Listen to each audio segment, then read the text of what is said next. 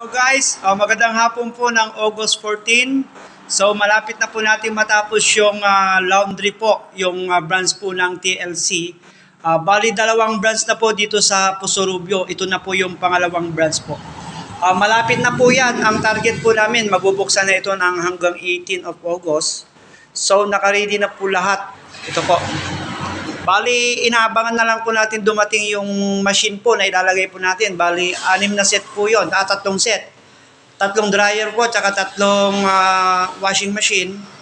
At tsaka ito na rin po yung counter o receiving area po. At tsaka yung lagayan po, mga natupi na po.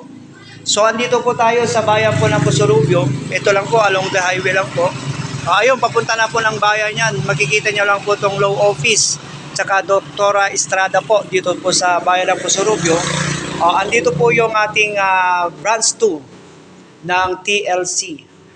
Sa TLC po, mababango at malinis yung mga nilalaba po dyan. Kaya ano guys, tara subukan na po. Kita-kita po tayo sa August 18 po, yung pagtatapos po ng ating project. Ito po, bali project ko po yan. Ako pong mismong gumawa niyan. Guys, salamat po. Abangan na lang po natin yung final po ng finishing ng TLC Laundry publication. Salamat!